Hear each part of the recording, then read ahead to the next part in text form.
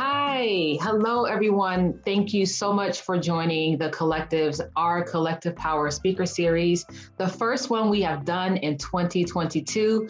Hopefully you have caught us before in the many conversations we've had with our endorsed candidates from all across the country. We are so excited to kick off this year's first speaker series event with a dynamic group of women who we are honored to not just have as our special guests, but most importantly, these three women represent three of the newest candidates the Collective PAC has endorsed for election this year. They are powerhouse women who are dedicated to supporting their communities because that's what they do. They've been in the trenches, they've been doing the work, and now they are working to represent their communities on Capitol Hill in the US Congress. And Lord knows we need some strong representation right now in Congress. So it is my honor to introduce three of our newest endorsed candidates, and they are going to introduce themselves to you all, tell you a little bit about their story and why they are seeking their congressional seat, and then we'll get right into the conversation. But first, I want to say hello, Sydney. Sydney, how are you? I'm doing well.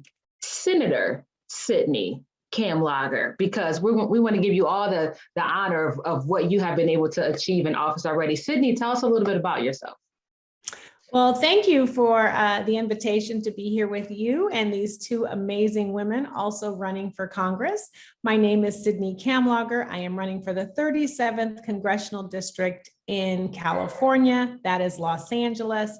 And I'm running because I want to make a difference in people's lives. I come from a long list of female firebrands who have stood up to systems and negativity and people to say, I am here and I'm fighting for myself and my family.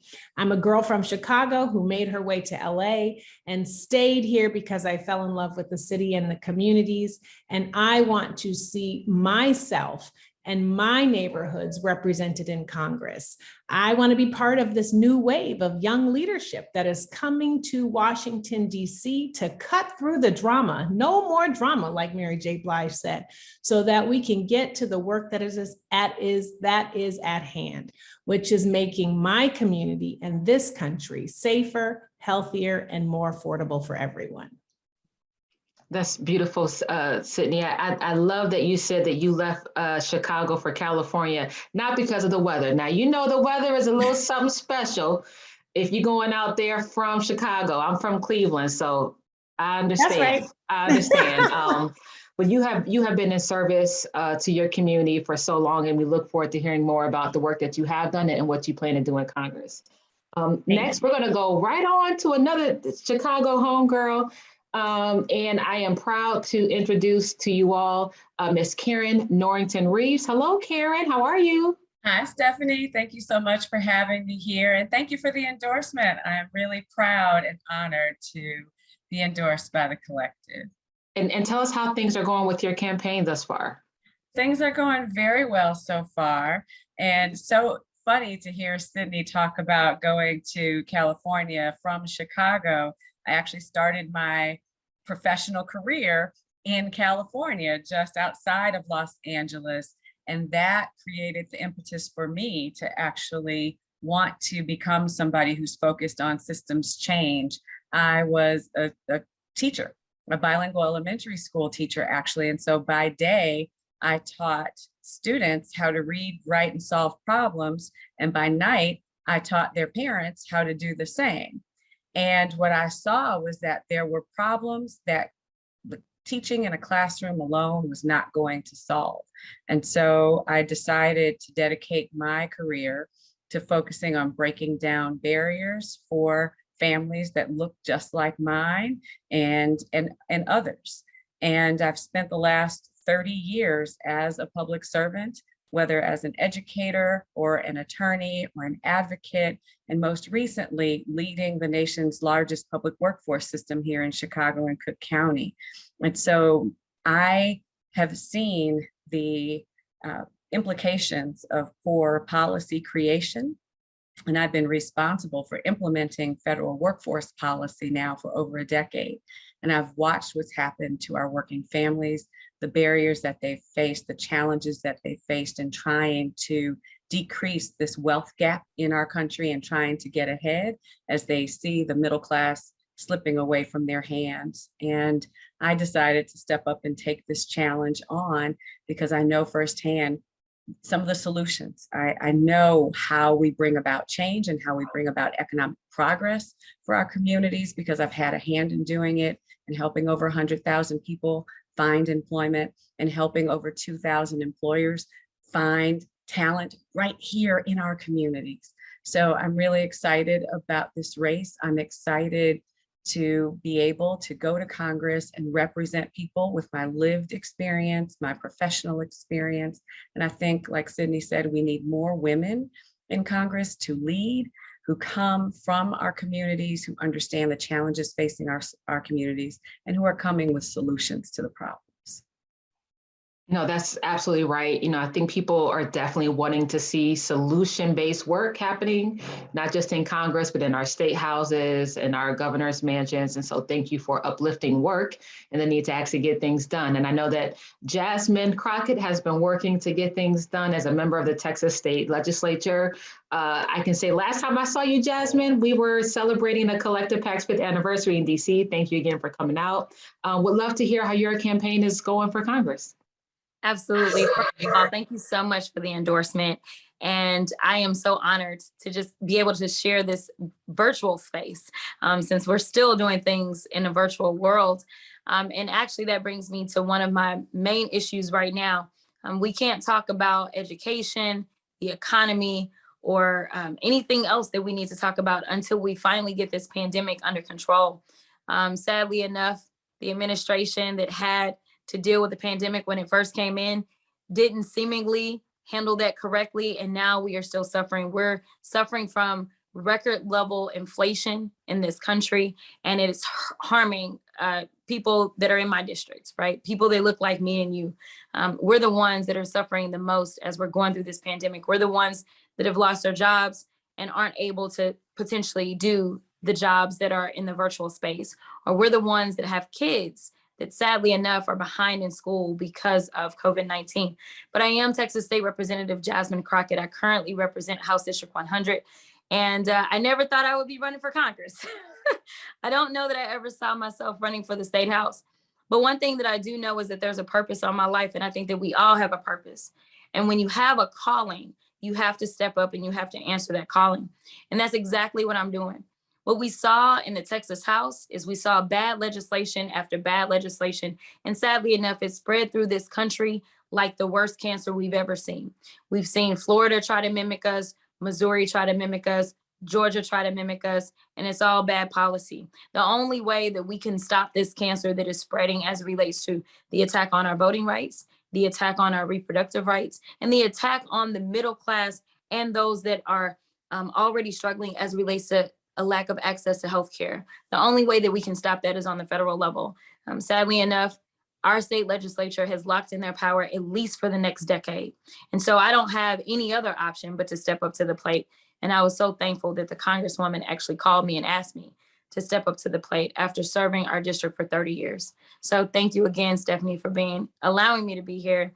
And I look forward to the conversation.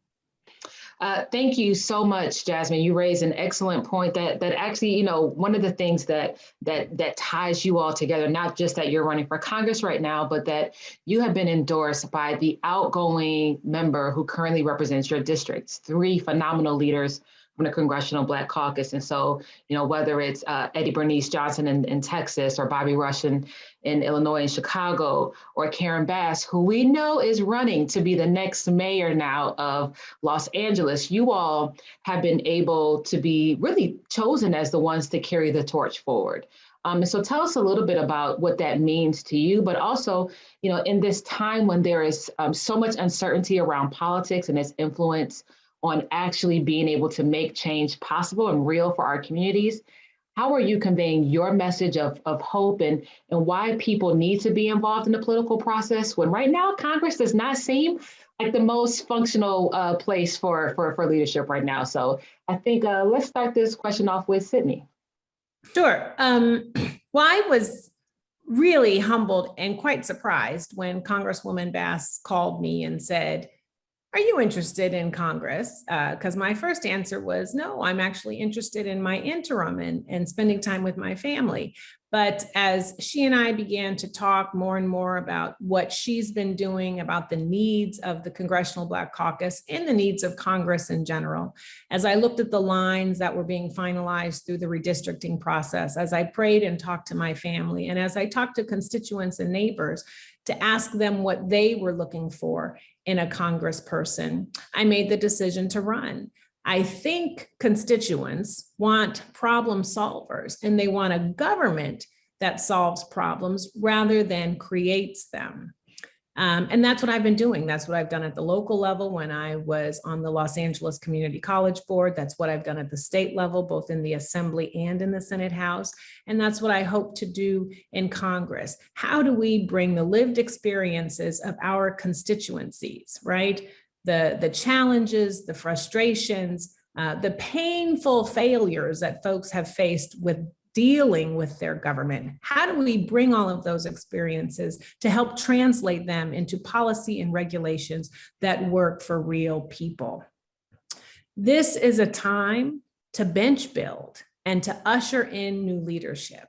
You know, as I filed papers to run for this congressional seat, I also reached into the community to find an African-American woman to run for my seat. It is about lifting up and expanding the bench. I worked to co-found the Black Women's Democratic Club here in Los Angeles and am part of an initiative, a collective to bring more Black women and men into politics running campaigns. I believe that our voices are critical, and they certainly try to use our voices during the month of February. So I'm actually interested in making sure that there is a place at the table for us all year round. Thank you so much, Sydney, for just really bringing home, yes, we have to make sure that we are producing results for our communities. And Karen, you talked about your track record in working to bring jobs and job readiness programs to your community. Tell us a little bit about why you think your message right now, what you have done, is one that's going to fire up voters to vote for you this election year. What we're seeing is the single greatest issue that people are concerned about on a federal level is economic opportunity, economic progress, the decrease of the wealth gap, the decrease of the racial wealth gap, and I'll take it a step further, the disability wealth gap and disability racial wealth gap, right? And so there's all these different populations of people who are striving to get ahead from an economic perspective.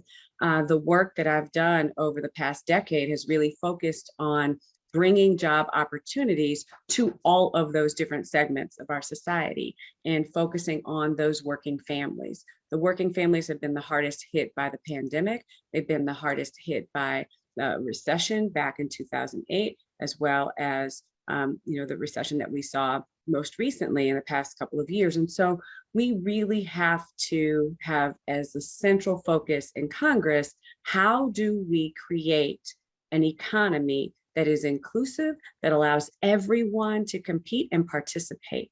When you look at the data around the pandemic, the impact for us as African-American women is sobering. So we were overrepresented in the service industries. The service industries had to shut down because COVID was spreading most quickly within those sectors where we were in greatest contact with one another. And so we as women contracted COVID at higher rates. We died from it because we didn't have adequate healthcare coverage. We struggled to take care of our families because we didn't have affordable childcare. And so all of those issues really are rooted in having a quality job, not just a job, not just any job, but a quality job that provides for affordable health care, that has paid family leave when you're dealing with challenges and need to be the caregiver, because that falls on our shoulders disproportionately so. And so when I look at my own personal experience, I know what it's like to struggle to pay the bills. I know what it's like to have to find a place for my kids to be. I know what it's like to have a special needs child and need additional support for her, whether it be from an education perspective or a childcare perspective. And I know what it's like to be uninsured or to have to try and pay an unaffordable medical expense. But here's the other piece. I also know what it's like to lead workforce development and to see the promise and the reality of public-private partnerships. And so it requires that we have somebody in Congress who truly understands that as a mechanism for unlocking the potential within our communities and for creating true economic empowerment on the ground. And so, yes, it's Congress is a messy, dysfunctional place right now. The other thing that I think is really required in this role is not just the ability to fight, because we can fight all day long, but we also have to have the ability to foster collaboration. And we have to bring a spirit that allows us to hear others and to be heard by others so that we can advance the causes that are important for us in our districts. Thank you. I love, it's that saying, you can listen, but it's another thing to hear. Yes. And it is important that we are speaking in a language, in a way, in a respectful way, in a relatable way where our community knows that we are listening and that we're being attentive to their needs. And Jasmine, I know that is what you have always been working to do as a member of the Texas House now. What are you feeling from voters as you're talking to them across your district, and how are you motivating them in a time that isn't often, so motivational, I guess? Yeah, absolutely. So we are seeing that people are not the happiest right now with any elected officials on any side, I'll be perfectly honest. And so the idea of going to Congress, like I said before, I was kicking and screaming a little bit about the idea of it because I had to work so hard to get to the state house. And it's one of those deals where you say, if not me, then who? If not now, then when? And, the reality is that I do have those lived experiences, not just from what I've actually experienced in my personal life or my professional life as a civil rights lawyer that's had to sit there and speak to that mother who doesn't understand why her child's life was taken inexcusably, right? Or why a jury doesn't even get to hear their case because of qualified immunity, who's had to somehow try to explain the unexplainable on that side, but also dealing with those that have been caught up in the criminal justice system, defending them and fighting against laws that just did not make sense on a state level as to why you were maybe picked up and arrested for marijuana, but go to another part of the state and they just get a slap on the wrist and they don't even get arrested, right? Like being able to explain why other people are becoming millionaires and billionaires on the same thing that's keeping you incarcerated. And so I know these things, not because I watched them on TV, not because I saw them on social media, but because I've lived them. I can give you the names of the people that have been the victims of, say, terrible bail reform, right? Because we went through bail reform in the state of Texas here recently. But I know those people who have sat in custody for 2 years waiting for their day in trial or their day in court, and then ultimately case dismissed, and they just lost 2 years of their lives, or the wrongfully incarcerated that literally spent years of their lives because they were wrongfully incarcerated. And so knowing these things and feeling the way that I do and understanding the blessings that God has bestowed upon me with, thinking just about those Black women that came before me. Barbara C. Jordan was the first Black woman in the state of Texas to be elected to Congress. Barbara C. Jordan happens to also be my sorority sister. I would only be the fourth African-American woman and the second Delta to go to Congress from the state of Texas. The state of Texas has more African-Americans than any other state. I think that's a problem. I think we have a lot of problems. But knowing and having an appreciation for the fact that these doors were opened is what made me say, I've got to do it. When the Congresswoman calls me, most people don't know that she was one of only 2 of the first Black women ever elected to the Texas House, and I'm only the 22nd in the history of the state of Texas. I get the responsibility that comes with that. And so for me, it's a few things. It's the responsibility to make sure that I kick those doors open and make sure they remain open. Number 2, it's knowing the lived experiences of the people in my district. I have the highest incarceration rate in the state of Texas I know the pain that that inflicts as it relates to joblessness, as it relates to homelessness, as it relates to dysfunctional relationships within your families. I understand that. I get that. I also understand where we need to go in the future. Because one of the things that the Congresswoman said is she was excited about the fact that I'm so energetic. I don't know if I'm really just that energetic, but I do know that I'm very passionate. And I'm passionate about making sure that I effectuate real change. And I understand the policy is slow.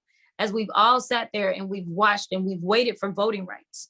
We've waited for somebody to come in and say that, hey, I am going to fight to protect our very democracy, the same democracy that we try to sell to everyone else in this world. We're not doing it ourselves, but we want everybody else to buy what we're selling. I get that. I get that we're in the middle of that fight. I was on the front lines of that fight. We rang the alarms, but the policy still hasn't followed through. And so what do you do in the absence of policy? Do you go back home and say, I tried? Well, you do tell them that. You do tell them that you tried, and they want to know that you fought and you made sure that their voice was there. But what else do? You've got to make sure, as it's already been stated, that you have these partnerships with these corporate residents. That's what I call them. You know, I had a conversation with the CEO of Southwest Airlines the other day, and he told me, I've got 10,000 jobs that I need to fill. And I said, call me after March 1. Because we're going to work on this. This is going to be a priority because guess what? I know I got over 10,000 people that need jobs, right? But more importantly than that, we've got all these small businesses that are suffering. And we know that small businesses are the backbone of this country, but we know that they were hardest hit in the middle of the pandemic. And so I want to make sure that we've got incubators set up with some of these larger corporations to make sure that our small businesses are able to get some of these contracts, because we know that those bigger businesses want to make sure that they get the contracts from the federal government as well. And so I'm trying to make sure that we feel more connected and that we work together, not just as residents, but also my corporate residents. I want to make sure that they understand that we are all one. Once we do that, we will be able to stimulate our local economy. We will also absolutely see a decline in crime. Not to say that it's a 1-for-1, but we absolutely know when there are economic struggles, there is an increase in crime. And so I want to make sure that we're solving more issues than policy can actually solve. And I think that that's actually what makes me the strongest for this particular race, because I have consistently made sure that I connected my people with the solutions, even if that meant that it wasn't in the form of policy. Stephanie, can I just piggyback on something that Jasmine said? Please.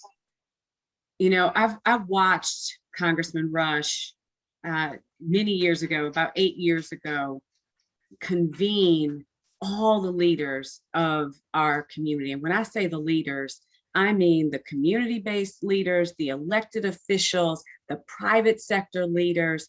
And he galvanized all of these people to come up with a solution that was plaguing a particular community and, quite frankly, a particular police beat, if you will. It wasn't even the precinct, it was a beat within the precinct.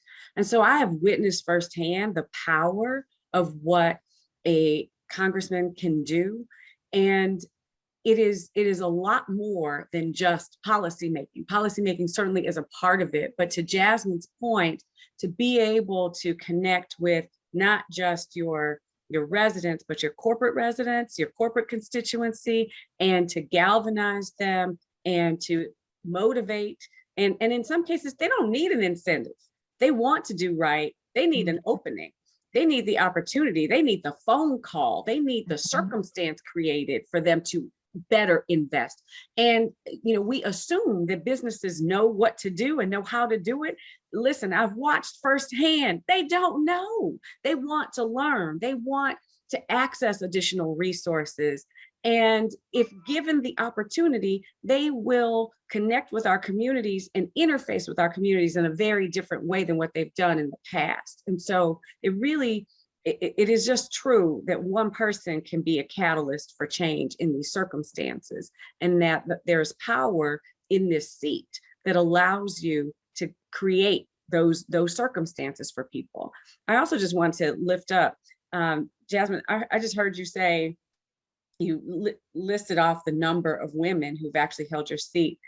when I am successful, I won't say if, but when I am successful on June 28th, I will be the first woman in history to occupy this seat. And that to me is both beautiful and frightening, because we're talking about 117 years. This seat has been held by an African-American since Reconstruction.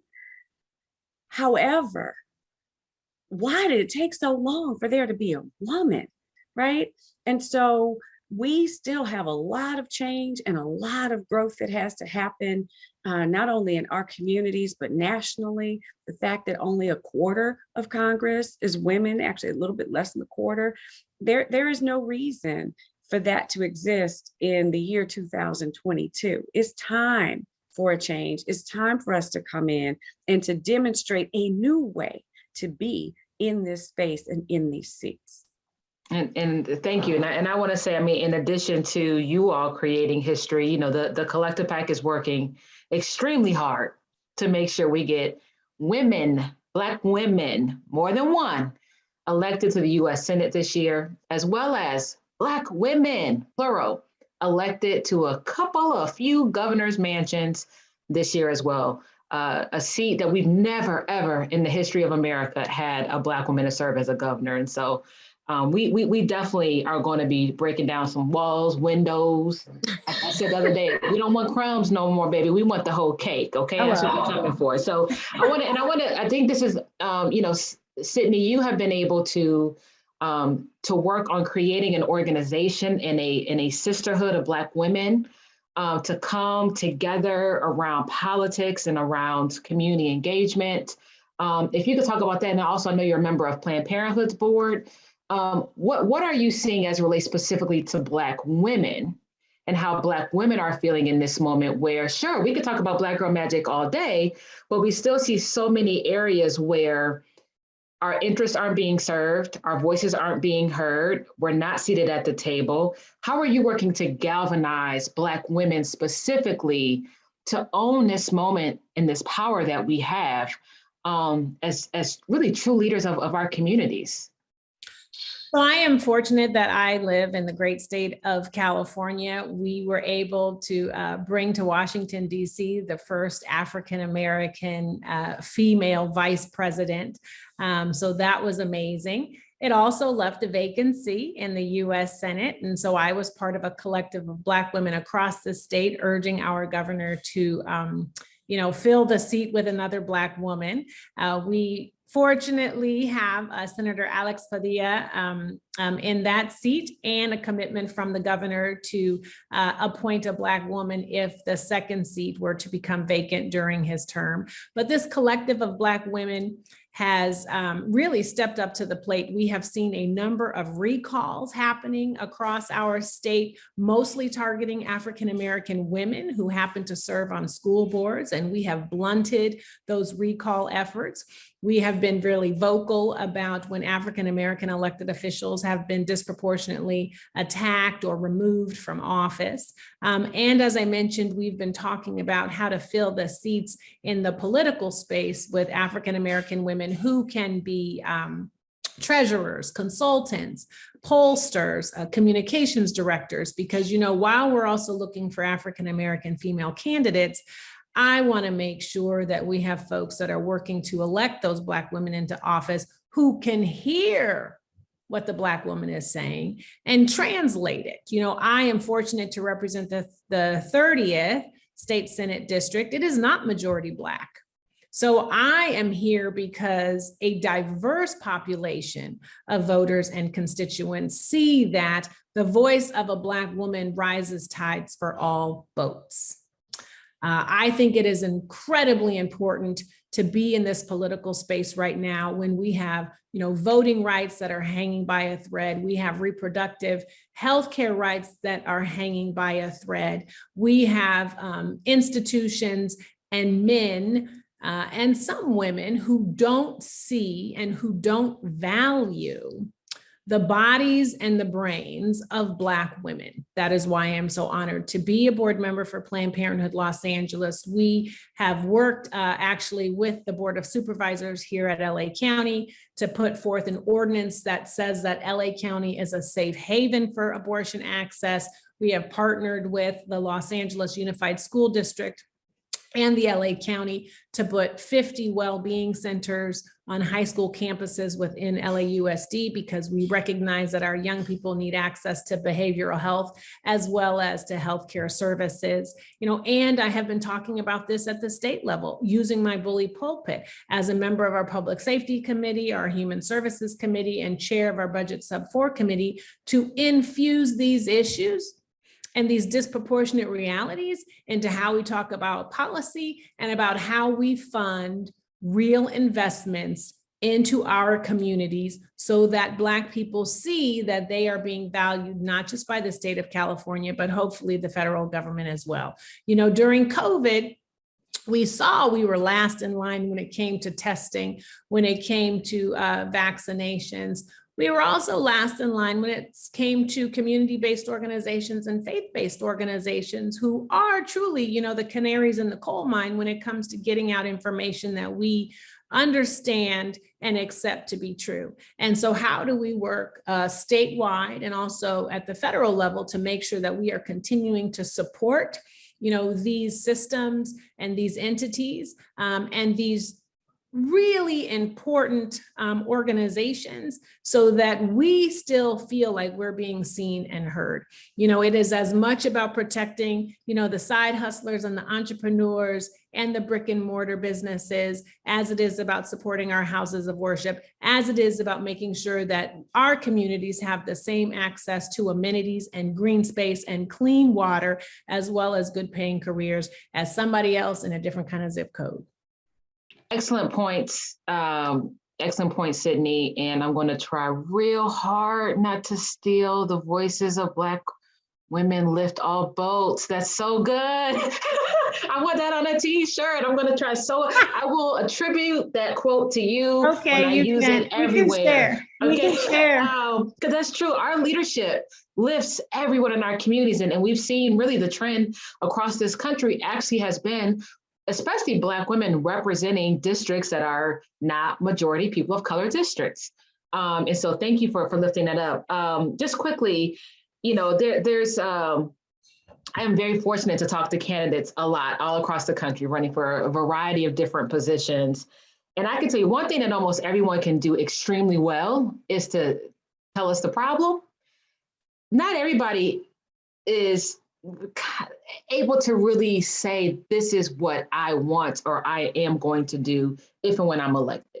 And so one, I believe in affirmations. When you all are elected, you strong women that you are, when you are elected, in those first 100 days, what is your vision as it relates to what you will work and aim to achieve to get done in those first 100 days when you are in office? Let's start with Jasmine. With that. I'm actually going to start with the first 100 days after this primary, because there is work to do, and I keep telling everybody that they're going to get a congresswoman and a half. So I'm going to let her do what she needs to do in DC, but we all know that the bipartisan infrastructure bill has already been signed into law, and so that money is starting to roll. My concern right now is whether or not that money will do more than just give us, say, a new building of some sort or a new road of some sort. I want to make sure that we're actually stimulating our local economy. And so I've gone out, I've already started talking to city council folk, as well as those county commissioner folk, trying to make sure that we can partner up and have the same vision as it relates to these monies. So I've already started talking to the Hispanic contractors associations and things like that, because I want to know what impediments are being presented that would prevent you from being able to, participate in this windfall. And what I don't want to see is those companies coming in from outside of my area, and they get all the bids and they're not giving jobs to the people that are right here on the ground. They basically take the money and they run. So that is what I'm committed to for sure. I've already talked to people about the fact that I do plan to have a listening session around these issues. And basically I'll be reporting to the Congresswoman and letting her know, like, this is what we're going through. What can we do together? Because that's going to kind of be an ongoing thing, especially as they're continuing to push Build Back Better. I will say that in my first 100 days of actually being sworn in, that I probably will be focusing on our democracy. Specifically, this is such a huge issue in this country, but definitely in Texas. As we've already started voting, we started voting on yesterday. And what we've seen is 40 to 60% of ballot by mail applications are being rejected. I am very concerned about Texas. We already made it harder than any other state to vote. And while I absolutely want the full strength of the John Lewis Voting Rights Advancement Act, as well as the Freedom to Vote Act, or For the People Act, whichever one, I want every piece of each of those pieces of legislation. What I understand is that Texas can't wait, and that we are suffering every single day. And so what I plan to do is actually work on seeing if there's any bills that I can do any quick little amendments to and maybe sneak something through that way, or if we can do a shotgun approach just to get me some simple things, for instance, and then I'll stop after this. The state of Texas does not allow for online voter registration. Now, we see that online voter registration is something that, Democratic as well as Republican states have. We not only don't allow for online voter registration, but more importantly, what we saw was our Secretary of State say that he ran out of paper and he couldn't actually send voter registration cards to people. So we are a state of 30 million people. We are the fastest growing state in this country. And somehow we can't figure out a way to make sure that people can register to vote. We are making this a ridiculous impediment. And at a very minimum, something like online voter registration will make a huge difference in a state like Texas that is consistently growing. And I just don't think that it's right that we're leaving people out of the process. Texas looks more like California than any other state. But when you look at our policies are completely opposite. And that's because we are a suppressed state. And so I have to work on these voter suppression efforts as they're taking place in the state of Texas. Thank you, Jasmine. Karen? So critical for me is the reauthorization of the Workforce Innovation and Opportunity Act, which impacts all of our workforce development systems, publicly funded, federally funded workforce development systems across the country. There are 550 workforce development boards in this nation that are doing their level best to bring resources to people to get them either trained up for new roles, so upskilled, or get them just connected to entry-level employment, or help employers with advancing their incumbent worker labor force. And so with reauthorization on the books, I want to be a part of helping to shape that from a very practical perspective as somebody who has implemented WIOA for over a decade. I think it is critical that we get to the nuts and bolts of what needs to happen in terms of public policy so that we can actually leverage and utilize those federal dollars to their utmost degree in order to truly help our working families get back to work and again, decrease that wealth gap. So that would be paramount to me. The other piece is really making sure that we're able to move forward with Build Back Better. I mean, whatever has to be done to ensure that gets passed, I'm happy to be a part of that, because there are some critical protections, primarily that paid family leave, which I think just have to happen as a part of a quality job for people in our communities. Yeah, I mean, there's certain issues that you just can't even imagine is even debatable. And I think paid family leave has to be top of the list. Thank you so Absolutely. much. Thank you, Absolutely. Karen. Sydney?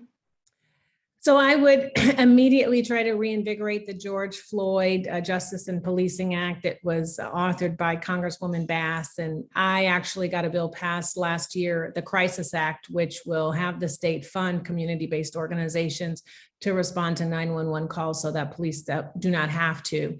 That is in the bill. And so I want to make sure that we're able to push this through. I would immediately work to try to get the Build Back Better plan passed and the Voting Rights Act. I can't believe we're still debating it in 2022, and signing on to the Green New Deal. I worked on an initiative to bring urban farming to my district. I have the largest oil fields in an urban center in the country in my district, and we have been working to shut it down. And so I would be working on that, as well as pushing for the federal government to begin to put into action what just transitions look like for workers who work in this industry, while we're trying to push a green economy and green infrastructure. And lastly, housing and homelessness, housing affordability or inaffordability and homelessness is at an acute crisis in the state of California. And I would be working immediately with federal departments to issue waivers and to connect to departments that can really help us get our act together with creating a clear plan on how we get folks off the streets and into homes. Thank you so much. I appreciate not just your answers, but your passion and commitment to getting the work done, ladies. I do have one final question before we depart from each other. My mom was actually here earlier today, and she scolded me. And she's a little bitty lady with a nice little strong, loud voice. And she yelled at me today because I'm not doing a good job with self-care and taking care of myself. And I know that my little 4- and 6-year-old are running me, okay? That with the job, you know how it is, ladies. And so I love to get tidbits of information from women and moms and hardworking women that please tell me y'all got something, but what are y'all doing to take care of yourselves as you go through one of the most strenuous, taxing experiences of your lifetimes, running for office and maintaining your lives, your families, your friendships? Give me something good, ladies. Give me some advice. All right. So I remember what it was like to have a little person. I have a 9-year-old and a 17-year-old. Each bring their own level of drama, stress and drama. I was gonna say drama. I was trying so hard not to say that, because drama and hilarity. I want my son to see this and then be mad at me, right? But they bring their own set of challenges. Yes. Not to mention running the race, as you mentioned. And so there are some things I do for myself every day, and then there are things that I try and make sure I do every couple of days. So every day I pray, I meditate, and I take a hot bath. Every single day I do that for myself, because that bath is my relaxation. That meditation is just that, cleansing, that woosah moment. And that prayer is just that connectedness to God and that reminder that I have a purpose and that what's for me is for me, right? And so I'm grateful for that space. The other thing is to just stay connected to my girlfriends, even if it's just a text. It may not be every single day, but it's every couple of days where we just reach out and touch one another and say, hey girl, I love you. I'm thinking about you. And the last thing I'll share with you is laughter. You gotta laugh. I laugh all the time, because it lightens you up, and it really feels like a spiritual release. And so I would just encourage you to laugh, connect with your friends, and then sit someplace where you can have peace. Love that. Thank you, Karen. Jasmine, Sydney, you got something for me? I was just gonna say, I'm probably not the one. I am not doing good.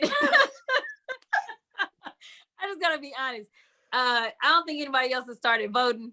It's everything. I call my manager and I'm like, this just happened and that just happened and we're missing signs. I'm all over the place. So I will be honest with you, but I tell you that I have one of the best pastors on this planet in Freddie Haynes. And Freddie Haynes, everybody knows. Yes, you do. Yes. And so, yes. He is amazing. And it's so funny. I will say that he, along with a number of other pastors and just people in general, they literally just speak it over me, because they can feel and sense the stress. And so they call me and they say, Congresswoman, and they'll say, what's going on? But my pastor, he absolutely hits me up and says, hey, it's time for us to pray.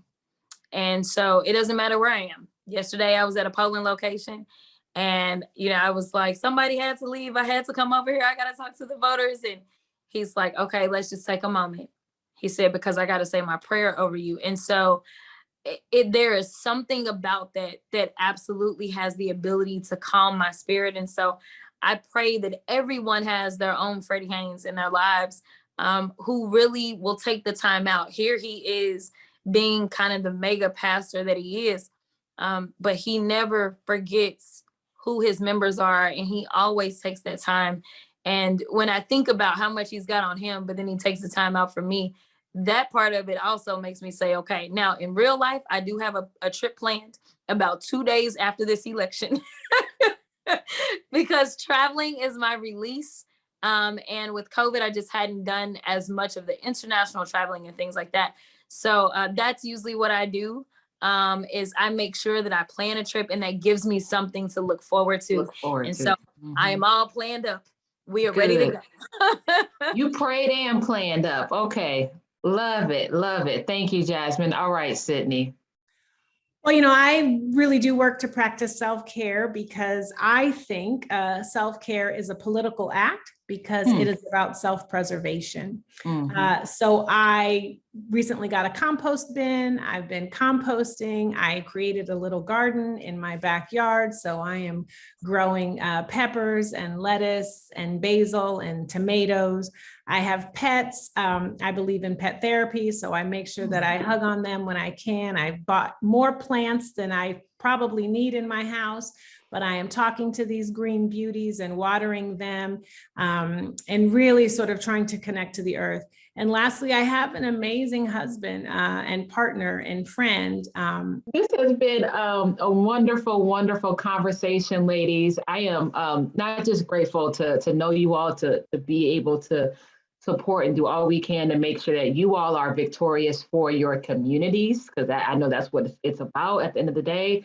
But also that you all can now be in sisterhood with each other, because it's important to not ever run this type of race alone. And so that's what we also at the Collective PAC really work to cultivate, is the relationships amongst our crew of folks that are running for office together. And I have to say, I want to say thank you so much, Jasmine, for evoking the spirit of our Sarah, Barbara Jordan. One of her quotes that resonates with me so much is, a government is invigorated when each of us is willing to participate in shaping the future of this nation. And I want to say thank you, ladies, for invigorating your communities to get involved, to know that every single person in this country has a place as it relates to choosing who the decision makers are, who create the laws, but most importantly, to create the future that we know will benefit all of us for generations to come. So thank you so much. And I want to thank you, everyone, for tuning into this conversation. Please, I encourage you to go to collectivepac.org to learn more about these dynamic women who are running for office, as well as the other candidates we have. This year, the Collective PAC will endorse upwards to 250 Black candidates running for office on a local, state, and federal level. So please check them out. Most importantly, donate. They need your resources in order to win their races. And spread the word to folks who are interested in running for office, who want to know who they can support. Please check out collectivepac.org for more information. And we wish you all a wonderful rest of your day, your journey, a great 2022. And we look forward to speaking with you on the next Our Collective Power Speaker Series. Bye.